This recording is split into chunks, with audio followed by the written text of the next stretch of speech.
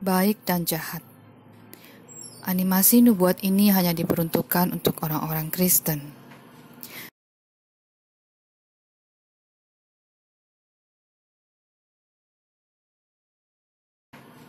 Dari dalam tanah, Tuhan Allah telah menumbuhkan berbagai macam pohon yang baik untuk dilihat mata dan juga baik untuk dimakan.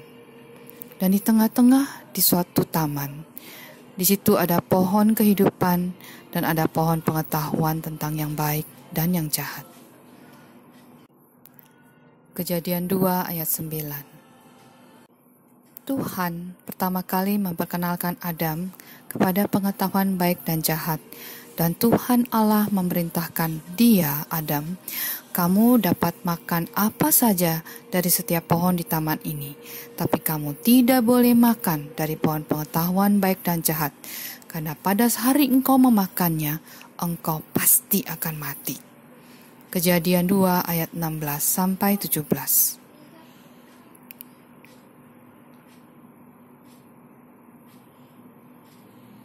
Ular memperdaya wanita. Adam dan Hawa, keduanya tidak taat kepada Tuhan dengan makan dari pohon pengetahuan baik dan jahat.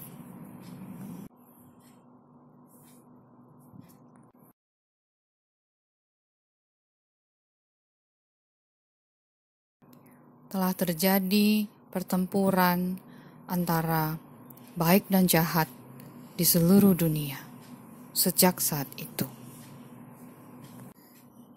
Menurut Alkitab, si jahat tidak lain adalah setan, iblis, dan musuh terbesar dari manusia.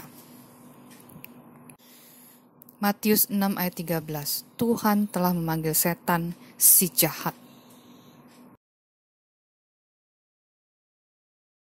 Perumpamaan tentang benih ilalang dalam Matius 13 ayat 24-30.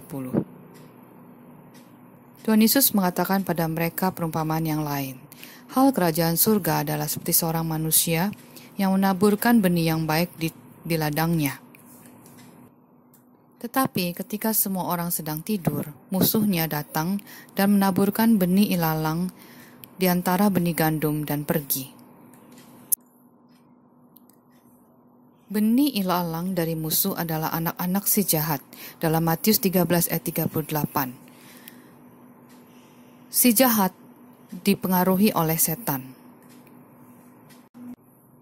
Kebanyakan dari semua manusia di dunia saat ini telah berada di bawah pengaruh si jahat atau setan.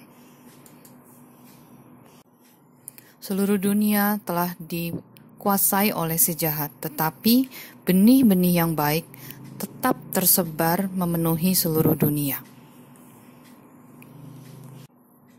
Setan menjadikan manusia sebagai tentaranya untuk dia, laki-laki dan perempuan yang melayani dia sebagai tuannya yang jahat. Mereka menyebutnya agen-agen setan atau satanis. Mereka diperintahkan untuk mencari dan menghancurkan seluruh manusia di atas bumi. Tukang sihir, pelacur, penyembah setan atau okultisme, dan sebagainya. Mereka adalah anak-anak dari si jahat.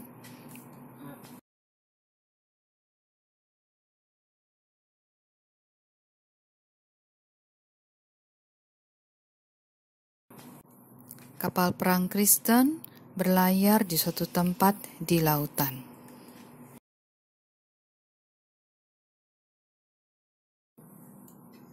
Kapal ini dinamakan Gereja Jasmani.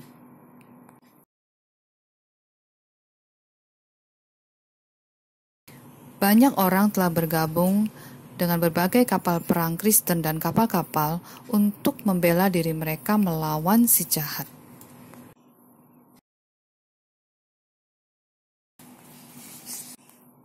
Kapal perang ini telah terlihat oleh si jahat.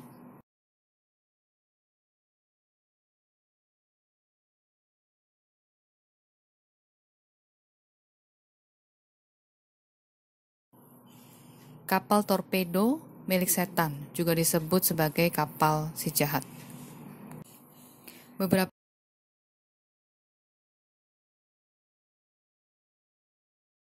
Beberapa kru adalah agen-agen setan yang mencari dan menghancurkan setiap kapal perang Kristen dan setiap kapal perang di mana saja di dalam lautan. Ini adalah torpedo yang siap diluncurkan.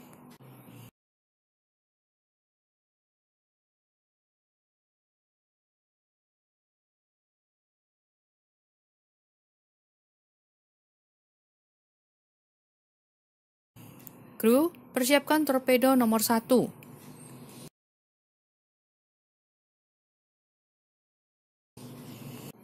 Tembak!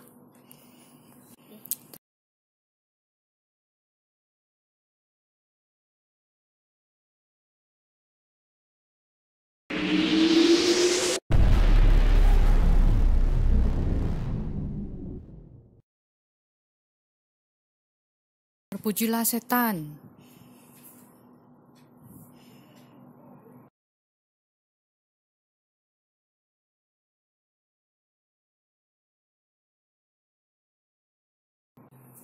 Setan telah memerintahkan kapal-kapal si jahat untuk mencari dan menghancurkan setiap gereja-gereja di seluruh dunia.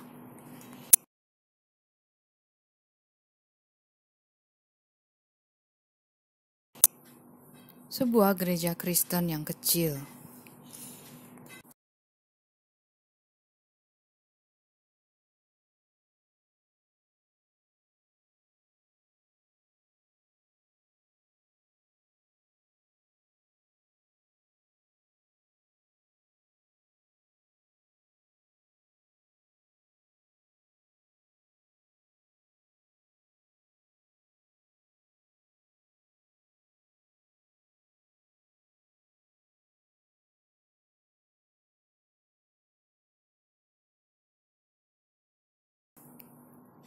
Mereka juga memiliki orang-orang terlatih yang masuk ke dalam kapal dan mengambil alih kapal perang Kristen dan setiap kapal.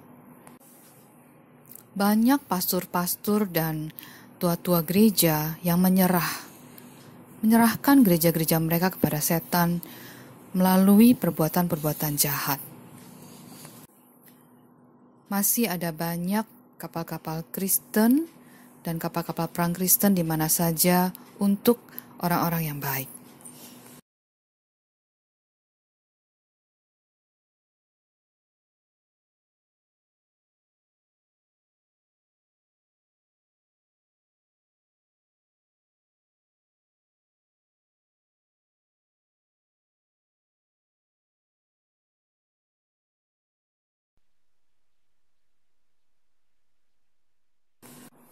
Sejahat tidak pernah berhenti untuk mencari dan memperdaya orang-orang baik dari gereja-gereja.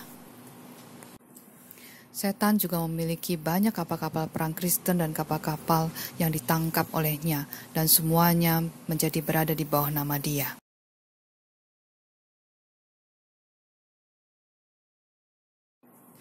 Kapal perang Merpati Putih adalah kapal perang yang tidak terkalahkan.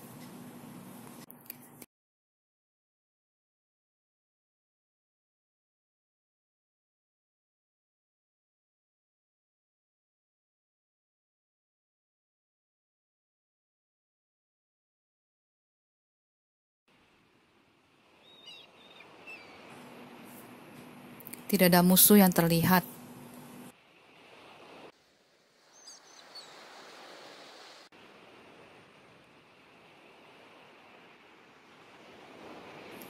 Kapten Donald, aku telah diinformasikan bahwa kapal-kapal setan sudah diperintahkan untuk menyerang dan menangkap kapal perang Merpati Putih. Mereka sedang dalam perjalanan sekarang. Jadilah kuat dan berani. Jangan takut atau gentar terhadap mereka, karena Tuhan Allahmu akan yang berada bersama dengan kamu. Dia tidak pernah pergi darimu atau meninggalkan kamu.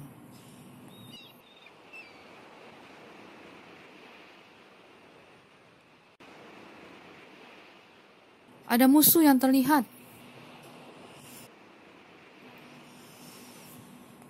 Kapal-kapal jahat mendatangi kita. Perhatian, perhatian pada saya, Roger. Musuh si jahat datang pada kapal perang kita. Pergi kepada posisi perang kamu sekarang.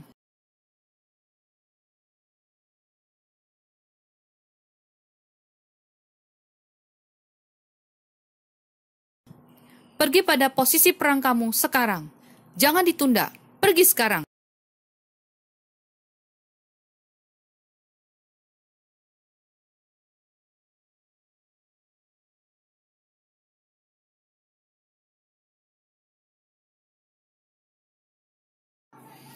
Kapal-kapal si jahat menyerang kapal perang Merpati Putih.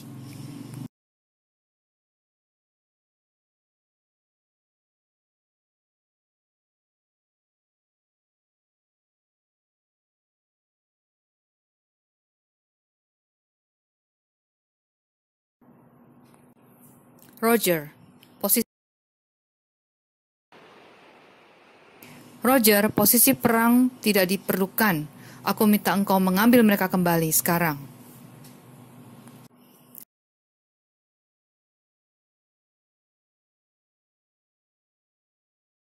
Apa? Apa kamu hilang akal? Kita harus mempertahankan kapal perang kita.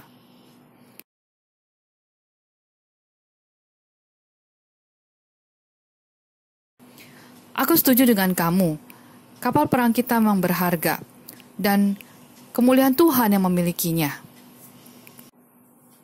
Janganlah kita lupa apa yang Alkitab katakan dalam Efesus 6 ayat 12. Efesus 6 ayat 12. Karena peperangan kita bukanlah melawan darah dan daging, tetapi melawan pemerintah-pemerintah, melawan penguasa-penguasa, melawan penghulu-penghulu dunia yang gelap ini, melawan roh-roh jahat di udara. Tetapi Tuhan, kita tidak diperbolehkan melawan mereka karena mereka adalah manusia.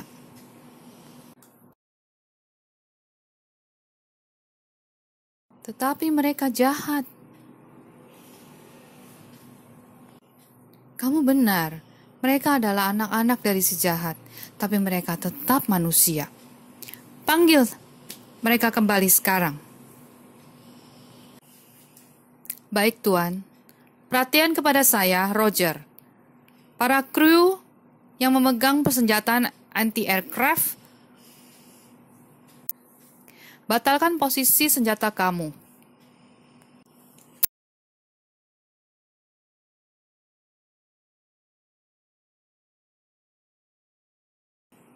Apa yang akan kita lakukan?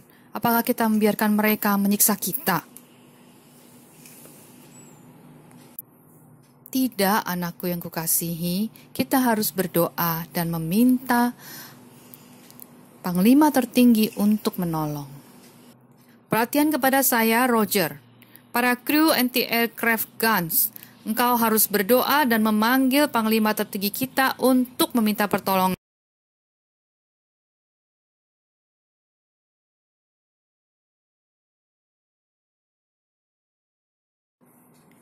Semua kru Merpati Putih berdoa dan memanggil Panglima tertinggi untuk meminta pertolongan. Tembak!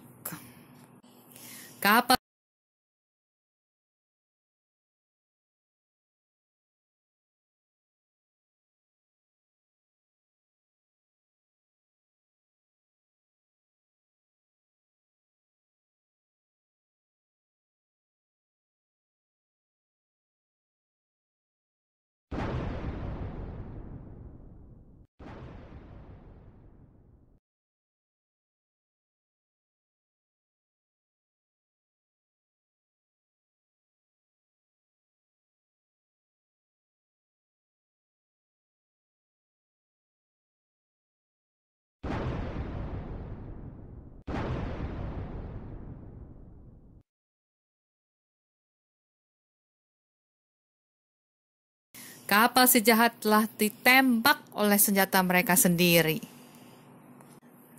Ada kapal jahat lain yang menyerang kapal perang Merpati Putih.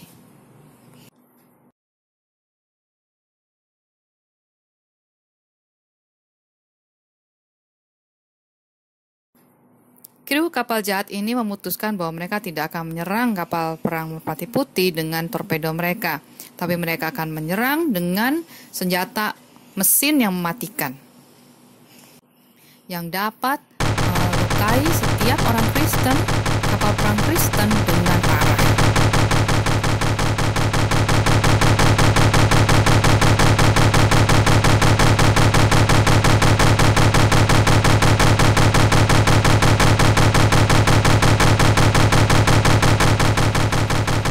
Tiba-tiba kapal perang Merpati Putih dilindungi dengan api yang sangat kuat, sehingga anak-anak si jahat tidak bisa menyerang atau menyentuh kapal perang Merpati Putih. Mazmur 105 ayat 15. Jangan mengusik orang-orang yang kuurapi, dan jangan berbuat jahat kepada nabi-nabi.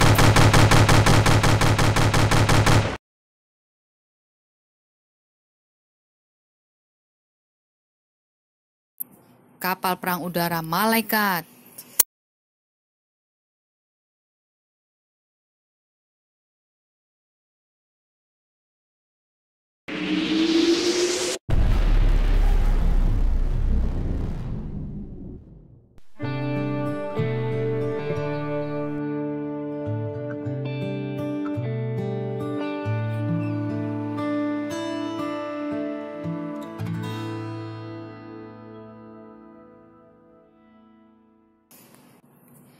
Apakah panglima perang atau Tuhan mengizinkan mereka membunuh agen-agen setan? Iya, malaikat-malaikat diperintahkan untuk membunuh orang-orang yang mau membunuh anak-anak Tuhan di bumi. 2 Raja-Raja 19 ayat 35. Maka pada malam itu keluarlah malaikat Tuhan, lalu dibunuhnyalah 185.000 orang di dalam perkemahan Asyur. Keesokan harinya pagi-pagi, tampaklah semuanya bangkai orang-orang mati belaka. Berdasarkan kesaksian dari agen-agen Tuhan, yang sebelumnya banyak agen-agen setan yang dibunuh oleh malaikat Tuhan, karena mereka mau membunuh anak-anak Tuhan di bumi. Roma 12 ayat 19. Saudara-saudaraku yang kekasih, janganlah kamu sendiri menuntut pembalasan, tetapi berilah tempat kepada murka Allah. Sebab ada tertulis, pembalasan itu adalah hakku, akulah yang akan menuntut pembalasan, firman Tuhan. Kapal-kapal setan telah menderita sangat parah oleh malaikat-malaikat Tuhan yang melindungi kapal-kapal yang melawan mereka. Tuhan mengizinkan kejahatan dan penderitaan untuk menghakimi dan memberikan surga dan neraka berdasarkan keinginan manusia selamanya. Itu adalah kesesatan yang merupakan kerja dari setan. Masih ada peperangan antara baik dan jahat di dalam kehidupan kita, di dalam kehidupan kerohanian, dan di dalam dunia. Kita harus melawan kejahatan yang datang dari setan, dan kita harus baik karena Tuhan kita adalah kebaikan yang sempurna. Kapten Donald, ada kapal perang lain. Itu kapal perang Pablo. Perhatian kepada saya, Roger. Semua kru bersiap pada posisi berdiri sekarang. Perhatian, semua kru bersiap pada posisi berdiri sekarang.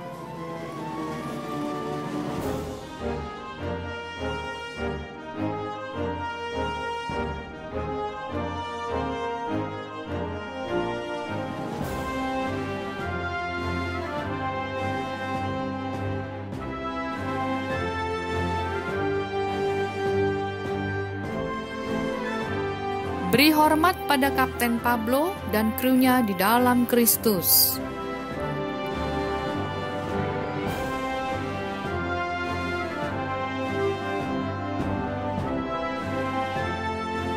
Beri hormat pada Kapten Donald dan krunya di dalam Kristus.